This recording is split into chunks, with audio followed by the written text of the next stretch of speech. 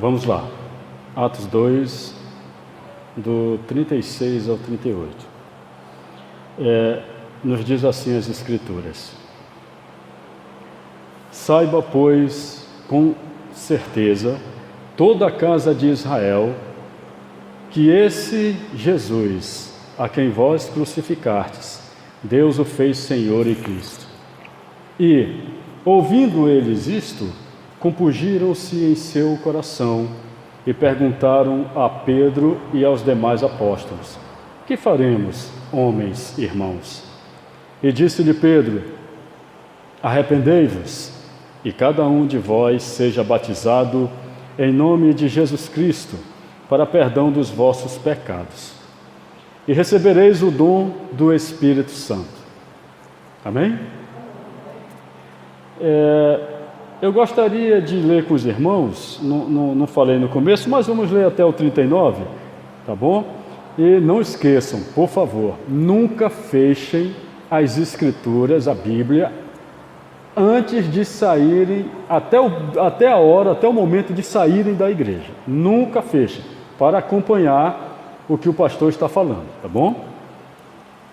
O 39 diz assim: Porque a promessa vos diz respeito a vós, a vossos filhos e a todos os que estão longe, a tanto quanto Deus, nosso Senhor, chamar. Amém? Podeis assentar. Que o Senhor nos ajude a entendermos a sua palavra por meio do seu Espírito. Queridos, nós estamos falando do livro de Atos. E eu não sei se os irmãos sabem, ou todos, que o livro de Atos, ele é o livro do processo da igreja. O livro de Atos, ele vai nos mostrar todo o processo, né, da igreja, de transformação da igreja, o processo do começo da igreja até esta igreja que nós conhecemos hoje. É um processo de transformação. É no livro de Atos que nós vamos ver, né, a igreja reunida sem ser instituição. Nós vamos ver no começo que a igreja ela não tinha uma estrutura como ela tem hoje. Por exemplo, no decorrer do tempo, da leitura de Atos, você vai começar a entender que vão ser instituídos diáconos, presbíteros, pastores e assim sucessivamente. Você vai entender isso no livro de Atos, tá? Embora muitos hoje digam, né, que não existe isso, que são contra a instituição, a igreja institucional, né? Mas na verdade não. É só ler o livro de Atos que nós vamos poder, nós vamos conseguir entender a igreja se institucionalizando, né? Sendo instituída como nós conhecemos hoje. Tá certo?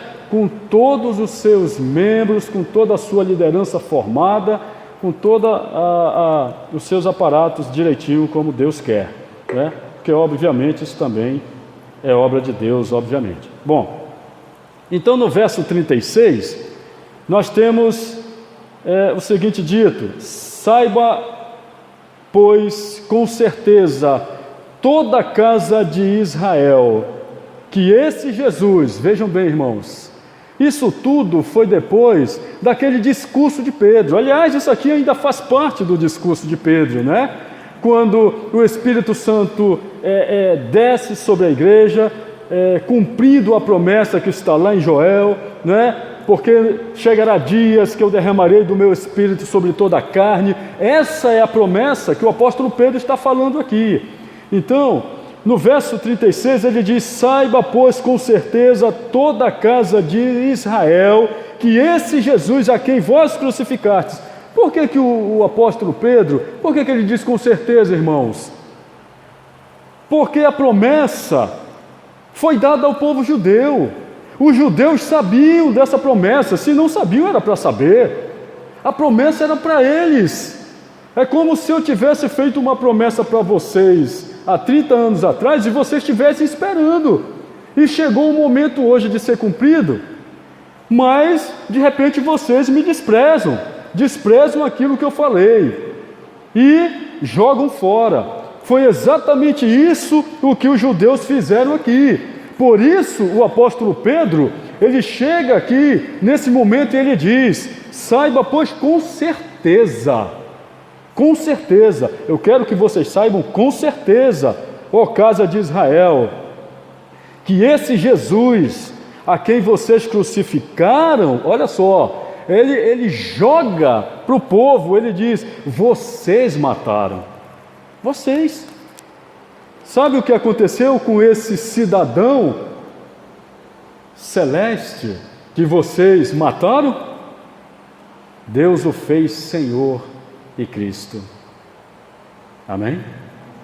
Isso aqui é uma indicação do apóstolo Pedro ao que eles fizeram e quem é o Senhor, quem é Jesus Cristo.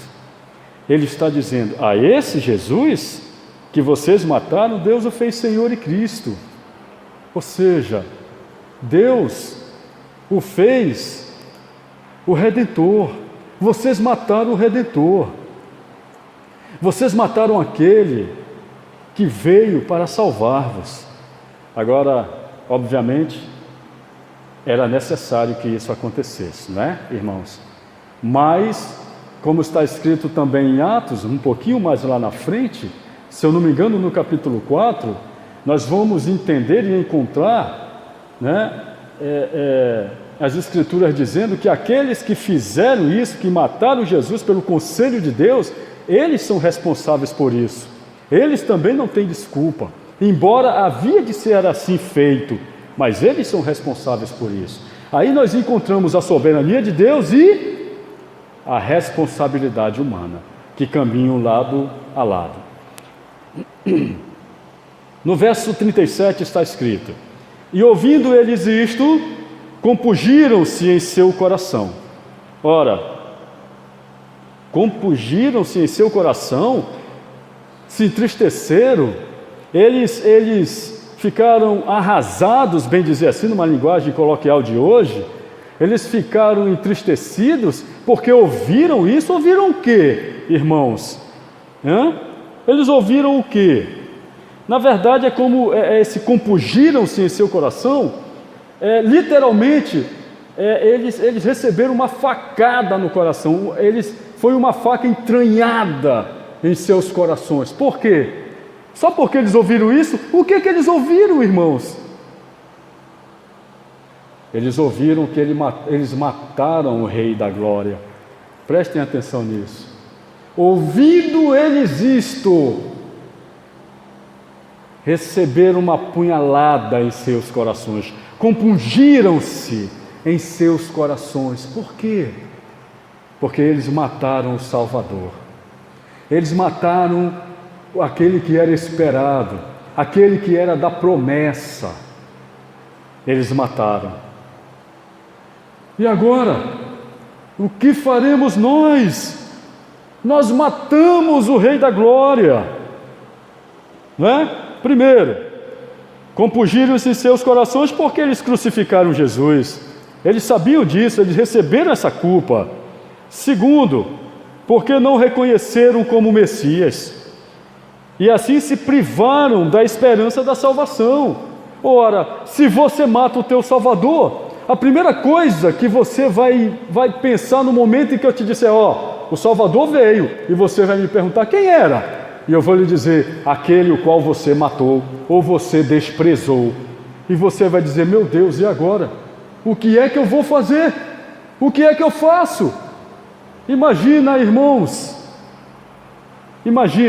vamos fazer aqui uma analogia dedutiva. Eu prego a Jesus Cristo para você, eu indico que Jesus é o Salvador, eu digo para você que você está caminhando para o inferno, porque todos nós nascemos condenados, nascemos sob o jugo do pecado, somos ainda da natureza adâmica, somos filhos do primeiro cabeça federal. E aí eu digo para você: nós temos um Salvador. Aí você me pergunta: mas pastor, quem é? eu vou dizer, aquele que você desprezou, aquele que você fez pouco caso, você viveu a sua vida inteira e não prestou atenção no Rei dos Reis, no Senhor dos Senhores. Você viveu como quis, você levou a sua vida da forma como o teu coração desejava, como a tua cabeça pensava. Você brincava, curtia, fazia o que você queria da vida, não estava nem aí para o seu Salvador, bulufas. Se isso entrar no teu coração, você vai compungi-lo e você vai dizer para mim: e agora, pastor, o que é que eu faço? Esse sentimento, irmãos, foi o sentimento desse povo aqui, quando eles disseram: e agora, irmãos? Vejam bem, eles não se referiram só a Pedro, eles se referiram aos demais, não é? Ouvindo eles isto, compungiram-se em seu coração e perguntaram a Pedro e aos demais apóstolos: que faremos, homens e irmãos? E disse-lhe Pedro: primeiro, arrependei-vos, e cada um de vós seja batizado em nome de Jesus, para perdão dos pecados, e recebereis o dom do Espírito Santo. Primeira coisa que se deve fazer, irmãos, é o quê? Arrepender-se. Mas, pastor, eu não faço nada de errado, eu sou um bom cidadão, uma boa cidadã, eu passo o dia fazendo caridade, eu sou um bom homem, eu não sou mal para ninguém, eu não falo mal de ninguém, eu não procuro destruir ninguém. Meu amigo, você pode ser o anjo de candura aos teus olhos, aos olhos da sua mãe, da sua família, mas você é um pecador condenado ao inferno enquanto você não reconhecer o Senhor Jesus Cristo na sua vida. Sabe por quê? Aquilo que eu falei lá na frente, nós trazemos conosco, carregamos conosco a natureza adâmica. O pecado de Adão, que se chama o pecado original, ele habita em nós, nós trazemos, carregamos conosco essa natureza. E só há um jeito de ser salvo, um jeito, só há um caminho para a salvação, que se chama Cristo Jesus, o Senhor. Atos 4:12, em nenhum outro há salvação, senão pelo nome santo de Jesus. Somente por esse nome, não há outro nome dado no céu ou embaixo da terra, pelo qual devamos ser salvos, senão por Jesus Cristo, o Senhor. Amém? A primeira coisa, irmãos, é arrepender-se. Arrepender da tua vida, é arrepender do que da forma como você viveu, como você vive, e principalmente do teu orgulho em dizer que você é um bom homem, uma boa mulher e não faz nada de errado. Cristão que pensa assim, está fora do cristianismo. Cristão que acha que por si só ele merece ser salvo, ele merece o céu, não chegou nem perto de salvação. Não chegou nem perto do Evangelho, não sabe o que é. É necessário entender que todo ser humano nascido de mulher é 100% depravado na sua extensão, na extensão de vida. É no pensamento, é no agir, é no tratar com os irmãos, é no falar com alguém. Até o teu ato de bondade é maldoso. Sabia disso? Até o teu ato de bondade. Eu vou fazer uma caridade aqui para o pessoal ali. Para que você vai fazer? Para se orgulhar depois no seu coração. Foi eu que fiz, foi eu que dei. Até nisso o ser humano peca. É necessário, irmãos, reconhecermos que o Senhor Jesus Cristo veio a este mundo, o Deus encarnado. As Escrituras dizem que Ele é a fiel essência de Deus, para morrer no nosso lugar, para que pelos méritos da cruz, num sacrifício expiatório, nós então reconhecemos isso e obtemos através desse sacrifício a nossa salvação, pelos méritos de Cristo na cruz. Amém? E aí no verso, continuando, ele emenda dizendo: e cada um de vós seja batizado, verso 38 ainda, cada um de vós seja batizado, leia comigo, para que se o pastor falar besteira, você está com a Bíblia na mão e me cobre lá embaixo. E cada um de vós seja batizado em nome de Jesus Cristo, para o perdão dos vossos pecados. Olha, queridos, é necessário eu salientar uma coisa aqui, tá bom? Não é o batismo que vai nos ocasionar ou nos trazer o perdão dos pecados. Não é isso, tá bom? O texto ele não está dizendo isso, tá? Ele está fazendo uma conjunção de toda a fala de Pedro, tá certo? Ou seja, arrependei-vos e sejam batizados para perdão dos pecados, tá bom? E recebereis com isso, ou seja, depois do arrependimento e depois de serdes batizados, recebereis o dom do Espírito Santo, tá certo? Ou seja, o dom do Espírito Santo é recebido logo em seguida ao arrependimento. Então, pastor, para que então que eu tenho que me batizar? Isto aqui é uma ordenança divina, uma ordenança bíblica, tá bom? Para que, através do batismo, você publicamente esteja confessando que você está se tornando ou se tornou ou se assemelhando com Cristo na sua morte e ressurreição. Amém? É no batismo que você deixa claro e que você testifica a sua fé ao homem, ao mundo, às pessoas, tá bom? Dizendo que você ali está se conformando à semelhança de Cristo Jesus na sua morte e ressurreição. Amém? Obviamente que nem todos que se batizam estão fazendo de coração, mas nós estamos tratando aqui do batismo como uma atitude de coração. Por quê? Porque nós, batistas, batizamos somente pessoas convertidas por Deus. Nós não batizamos pessoas convencidas, tá bom? Mas convertidas. Amém? Então, primeira coisa, arrepender-se, né? Confessar os seus pecados, entender que você é um pecador sim, e que precisa de Cristo, tá? Não é aquela situação de que alguém chegou para você e disse: olha, Jesus quer mudar a sua vida, aceita Jesus porque Ele quer transformar a sua vida, Ele quer ajeitar a sua vida, né? Sabe por que você está desempregado? Sabe por que você está doente? Sabe por que essa confusão toda na tua família? Porque você ainda não aceitou Jesus. Não é isso, queridos. Embora possa ser uma estratégia usada por Deus para te fazer enxergar que você precisa sim de Jesus Cristo, mas não é isso um fim em tudo, tá bom? Esse não é o fim de tudo. O que você precisa fazer de antemão é arrepender-se, entender que você é um pecador e que nessa situação em que você se encontra, você está ofendendo a Deus, você é inimigo de Deus, você ainda é filho da ira, filho da perdição. Amém? É nesse sentido, é nessa situação que um homem sem Cristo se encontra.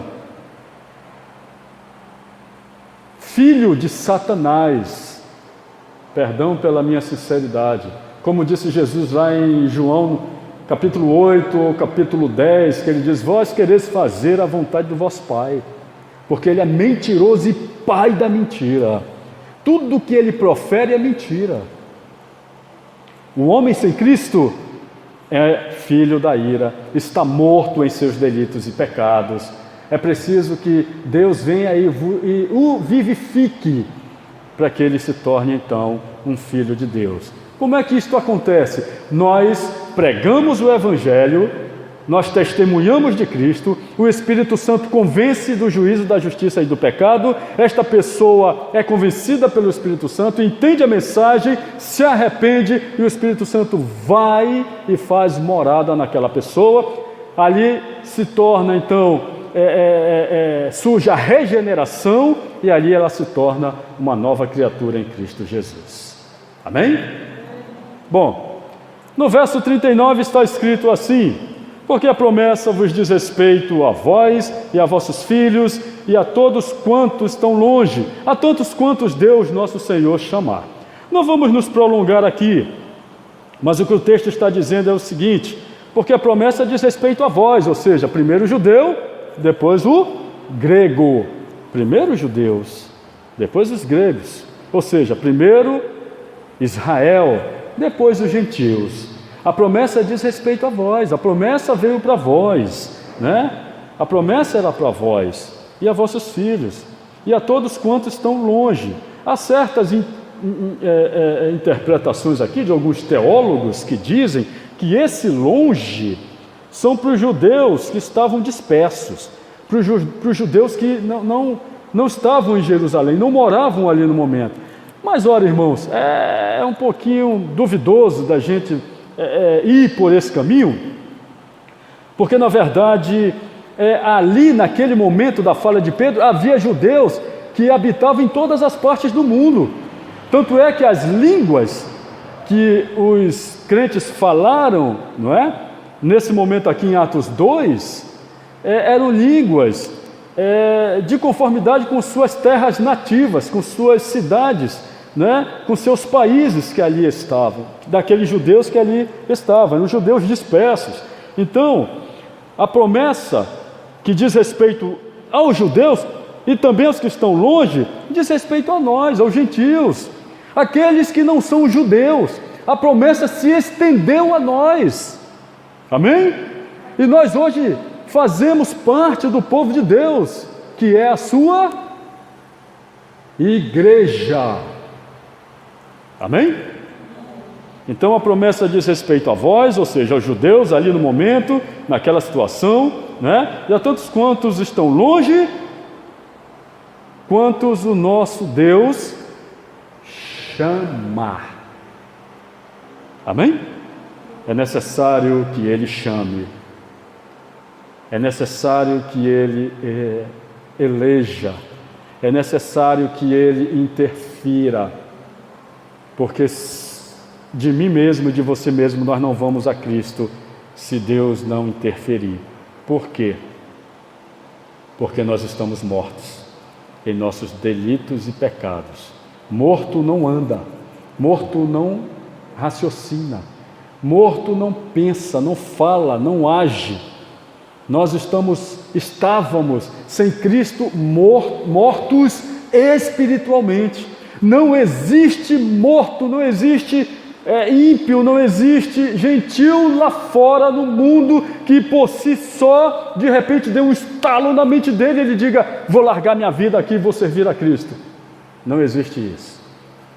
É só lembrar mais uma vez das palavras de Jesus, quando ele diz, na sua oração sacerdotal: Pai, todos aqueles que me destes, estes vieram a mim, e todos que vieram a mim ou vêm a mim, de maneira alguma os lançarei fora. Amém?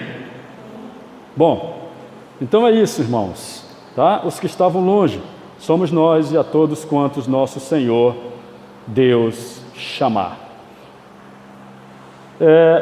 Eu não deixei dito no começo da mensagem e da leitura, mas por favor, dê uma olhadinha aí no capítulo, no verso 40, por gentileza.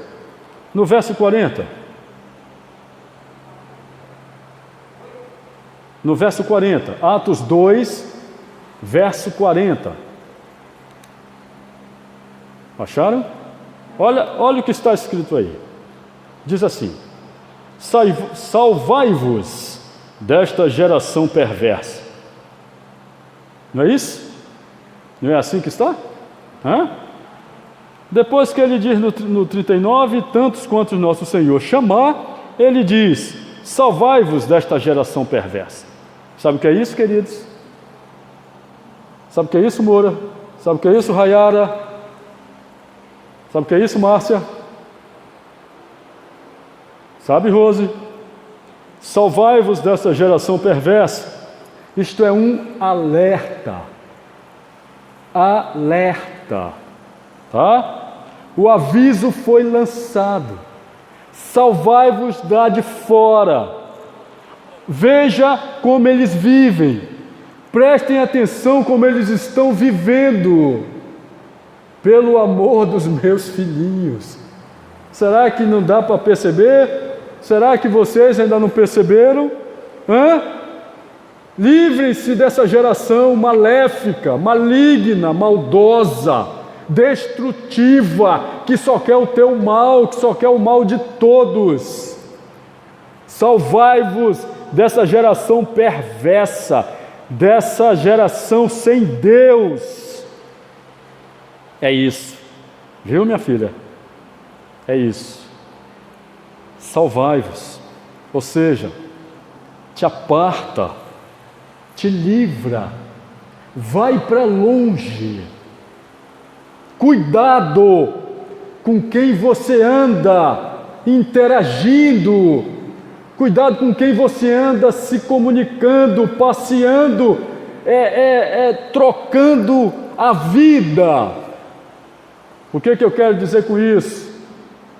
Cuidado com a tua companhia, com o teu amigão do peito. Cuidado com aquele que está lá fora. Eu vou dizer bem claro aqui, porque nós somos a igreja e não temos visitantes hoje. Cuidado com aquele do mundo.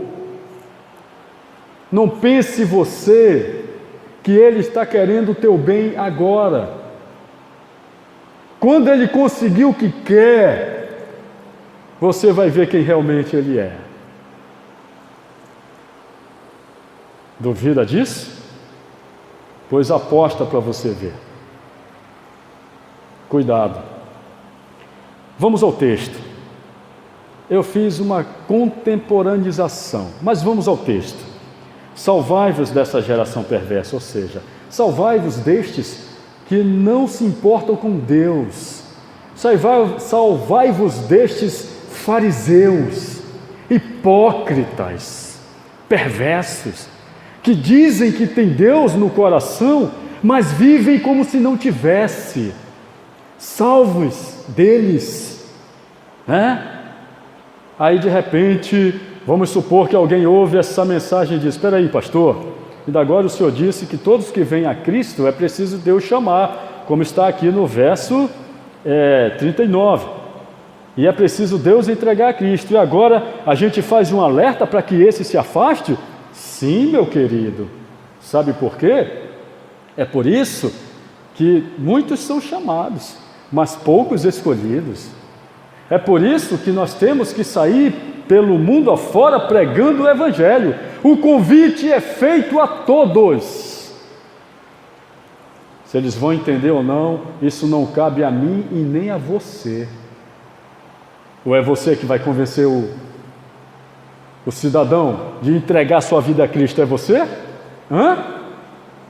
Vai, entrega, fazer que nem uns e outros aí, levanta, vai lá, aceita Jesus, vai lá, aceita. É você que vai fazer isso? Escute bem o que eu vou lhe dizer. Quem pensa que vive por emoção, ou seja, quem recebe a nova vida, entre aspas, pela emoção, morre quando a emoção vai embora. Viu? Então não adianta, tá bom? Você pode convencer 10 pessoas ali no fundo da igreja para eles aceitarem a Cristo. Se eles não forem chamados, eu não te dou nem 6 meses para eles lá abrirem mão do Evangelho, abrirem mão desta salvação. Amém, queridos? Enfim, arrependei-vos. É necessário arrependimento, é necessário mudança de vida, é necessário a metanoia, que significa mudança de mente. É necessário entender o que o apóstolo Paulo escreveu em Romanos 12:2. Amados, Não vos conformeis com este mundo, ou seja, não tome a forma do mundo, mas vos renoveis no entendimento da vossa mente, para que experimenteis qual seja a boa, perfeita e agradável vontade de Deus para as vossas vidas. Amém? Como nós vamos conhecer então quem verdadeiramente se arrependeu ou não? Lembrem-se das palavras do nosso Mestre: pelos frutos os conhecereis, se sois verdadeiramente meus discípulos, disse o Senhor Jesus. Amém, queridos?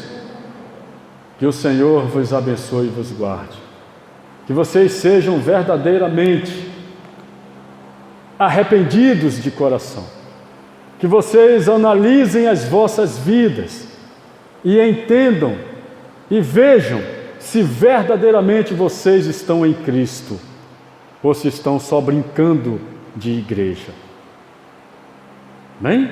Pela atitude, pelo comportamento, nós vamos conhecê-los se verdadeiramente vocês estão em Cristo Jesus. Mais uma vez, que o Senhor vos abençoe e vos guarde em nome de Jesus. Amém?